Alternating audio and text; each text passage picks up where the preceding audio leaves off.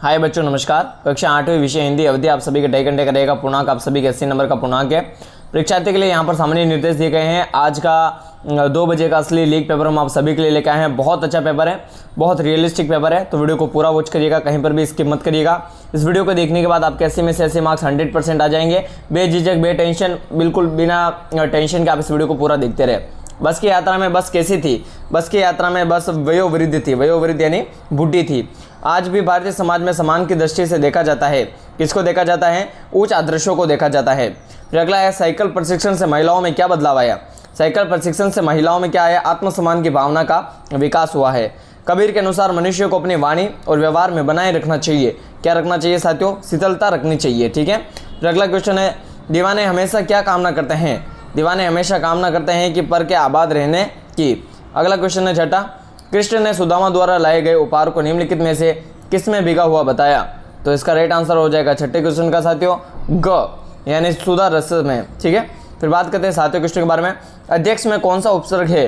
तो अध्यक्ष में कौन सा उपसर्ग हो जाएगा साथियों? क, अधि उपसर्ग हो जाएगा। फिर अगला है, शिशु की आंगन को गुज रहे रिक्त स्थान में शब्द आएगा किलकारी आ जाएगा, इसका राइट आंसर। फिर अगला है, ओस की बूंद को उड़ने की शक्ति कौन देता है? 2 नंबर का ये क्वेश्चन है, जबरदस्त क्वेश्चन है। ओस की बूंद को उड़ने की शक्ति कौन देता है? ओस की बूंद को उड़ाने की शक्ति सूर्य देता है। ठीक है, उड़ने की शक्ति। धर्मभीरू लोगों को क्या मनोवृत्त बन गई है? धर्मभीरू लोगों की मनोवर्ती कानून की त्रुटियों का लाभ उठाने की बन गई है। अगला क्वेश्चन है, माता यशोदा दोनों भाइयों को क्या आशीर्वाद देती है? माता यशोदा दोनों भाइयों को दीर्घजीवी होने का आशीर्वाद देती है, यानी श्री कृष्ण को और बलराम को। भक्ति का दिखावा करने वाले व्यक्ति क्या करते रहते हैं? भक्ति का दिखावा करने वाले व्यक्ति हाथों में माला फेरते रहते हैं। बहुत जबरदस्त क्वेश्चन है। निम्नलिखित मुहावरों का अर्थ बताकर वाक्यों में प्रयोग कीजिए। किलोले करना, इसका अर्थ क्या हो जाएगा? खुश होकर किलकारियाँ करना। पक्षी पेड़ पर किलोले करने लगे। फिर अगला है, आंखों से ओझल होना यानी गायब हो जाना। ठीक है, तो वाक्य में प्रयोग करते हैं अपन इसका। सूर्य के उदय होते ही ओस की बूंद लेखक की आंखों से ओझल हो गई। फिर अगला क्वेश्चन है, जड़ का विलोम शब्द चेतन है, निम्नलिखित शब्दों के विलोम शब्द लिखिए। दुर्जन का हो जाएगा साथियों सज्जन, पराधीन का हो जाएगा स्वाधीन। ठीक है, ये राइट आंसर हो जाएगा। बदलू का पैतृक धंधा क्या था? उसका धंधा बंद क्यों हो गया था? ये 4 नंबर का क्वेश्चन है। मैं जिस प्रकार से बोलूंगा उस प्रकार से लिखोगे तो ही आपके 4 में से 4 नंबर आएंगे। तो पहले क्वेश्चन का अपन उत्तर देते हैं, जिससे 15वां क्वेश्चन है, बदलू का पैतृक धंधा क्या था? उसका धंधा बंद क्यों हो गया था? तो सुनिएगा, बदलू का पैतृक धंधा लाख की चूड़ियाँ बनाने का था। मशीनीकरण के कारण उसका पैतृक धंधा बंद हो गया था, जिसके कारण वह बेरोजगार हो गया था। अगला क्वेश्चन है, लोटे का नाम अकबरी लोटा कैसे पड़ा? 4 नंबर का ये क्वेश्चन है, सुनिएगा मेरी बात से। लोटे का, एक मिनट इसको मैं ना ये ब्लू कर लेता हूँ, है ना। तो अब सुनिएगा, लोटे का नाम अकबरी लोटा कैसे पड़ा? लोटे का नाम अकबरी लोटा ऐसे पड़ा क्योंकि वह लोटा अकबर को बहुत प्रिय था। वह इस लोटे को हमेशा अपने पास रखता था और इसी लोटे से हमेशा वज्जू करता था। क्या करता था? वज्जू। ठीक है, ये क्वेश्चन हो गया। फिर बात करते हैं अगले क्वेश्चन के बारे में, क्वेश्चन नंबर 17वें के बारे में। ठीक है, 17वां क्वेश्चन देखिएगा अपना। आप रास्ते से जा रहे हैं, तभी किसी के व्यक्ति की दुर्घटना हो गई। आप उस दुर्घटनाग्रस्त व्यक्ति को क्या प्राथमिक चिकित्सा उपलब्ध कराएंगे? 4 नंबर का ये क्वेश्चन है, सुनिएगा। ठीक है, बहुत बेहतरीन क्वेश्चन है, इसका उत्तर सुनिएगा। पहला, दुर्घटनाग्रस्त व्यक्ति को तत्काल दुर्घटना स्थल से दूर करेंगे। दूसरा, जहां तक हो सके घायल के शरीर पर कसे कपड़े कुछ ढीले कर देंगे। तीसरा, यदि रक्तस्राव हो रहा हो तो सबसे पहले उसे रोकने का प्रबंध करेंगे। चौथा, यदि हड्डी टूटी हो तो उस स्थान पर गद्दी लगाकर खपची बांधेंगे। और 5वां, एम्बुलेंस को सूचित करेंगे। ठीक है, इस प्रकार से आपको उत्तर लिखना है। और अगला क्वेश्चन है 18वां, सामान्यतः कचरा पात्र डस्टबिन कितने रंगों के होते हैं? उनमें कौन सा? यानी 2, एक तो आपके सड़क सुरक्षा का आएगा और एक आपके स्वास्थ्य रिलेटेड क्वेश्चन आएंगे, यानी 8 नंबर तो आपकी ये फिक्स ही है। ठीक है, 17वां और 18वां क्वेश्चन आएगा। तो सुनिएगा, सामान्यतः कचरा पात्र 3 रंग के होते हैं, हरा डस्टबिन, नीला डस्टबिन और लाल डस्टबिन। हरा डस्टबिन पत्ते, सूखे फल सब्जी, बचा हुआ खाना जैसे सामान डाल सकते हैं।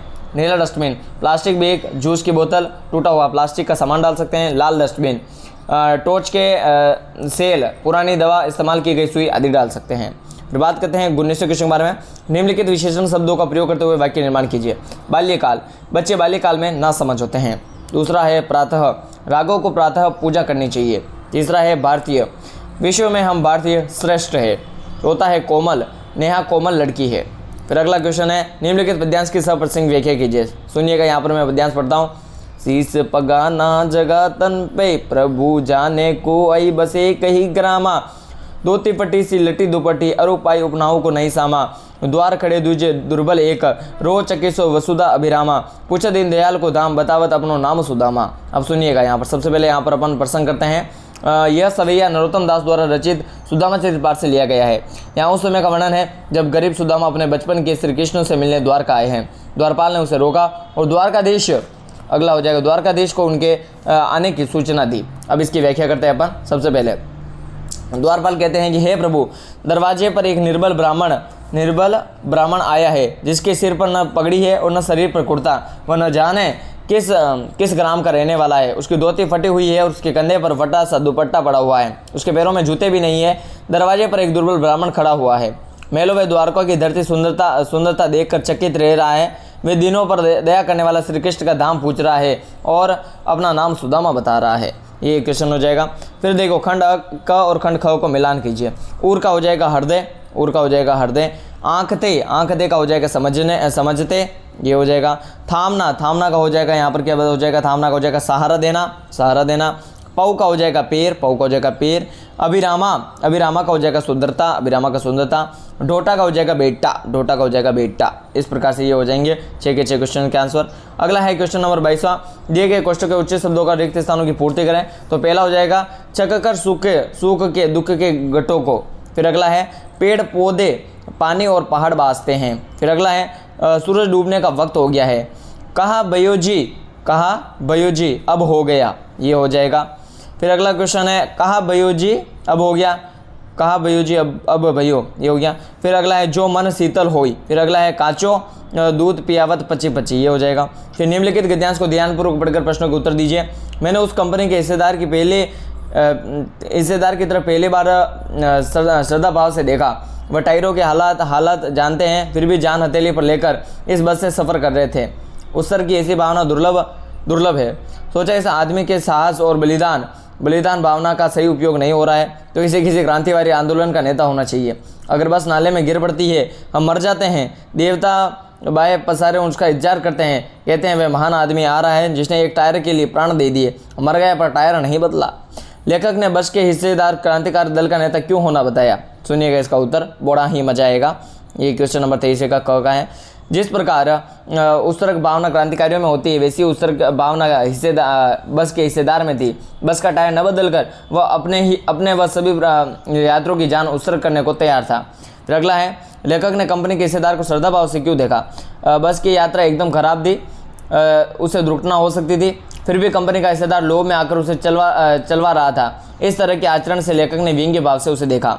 फिर अगला हो जाएगा लेखक कंपनी के हिस्सेदार के संबंध में क्या सोचने लगा। लेखक सोचने लगा कि यह अपनी जान की परवाह न करने वाला महान आदमी, इसे तो किसी क्रांतिकारी दल का नेता होना चाहिए। फिर अगला है नीचे लिखे शब्दों का विलोम शब्द गद्यांश में ढूंढ कर लिखिए। शुरुद का हो जाएगा महान और कायरता का हो जाएगा साहस, ये हो जाएगा। अब बात करते हैं अगले प्रश्नों के बारे में साथियों। आप अपने कक्षा 8 के विद्यार्थी आशा कुमारी है, अपने प्रधानाध्यापक को पुस्तकालय से पाठ्य पुस्तक उपलब्ध कराने के लिए प्रार्थना पत्र लिख सकते हैं, तो आप समाज भी लिख सकते हैं। तो अपन सबसे पहले प्रार्थना पत्र लिखते हैं। मैं जैसे बोलूँगा वैसे लिखोगे तो 8 में से 8 नंबर आएंगे। सेवा में श्रीमान प्रधानाध्यापक महोदय, राजकीय माध्यमिक विद्यालय सीकर पुस्तकालय से पाठ्य पुस्तकें दिलवाने के संबंध में महोदय निवेदन है कि मैं आपके विद्यालय की एक निर्धन छात्रा हूँ। मेरे माता पिता की आर्थिक दशा ठीक नहीं होने के कारण पाठ्य पुस्तकें खरीदने में मैं असमर्थ हूँ। अतएव आप मुझे पुस्तकालय में सभी पाठ्य पुस्तकें उपलब्ध करवाने की कृपा करें। प्रार्थनी आशा कुमारी कक्षा 8A, ठीक है, ये हो जाएगा। फिर आप है प्रदूषण के संबंध में 2 छात्रों के मध्य संवाद। अरे गोपाल सुबह कहाँ से आ रहे हो, ये सब। और निम्नलिखित में से किसी एक विषय पर निबंध लिख सकते हो आप।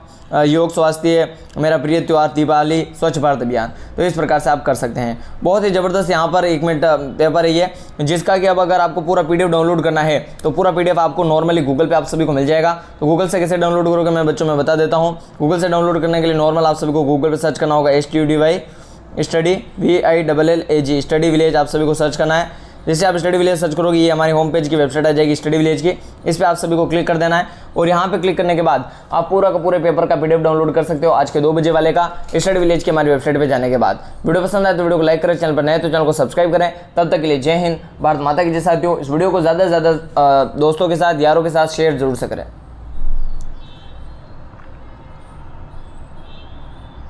शेयर ज़रूर से करें, भूले ना शेयर करना, है ना।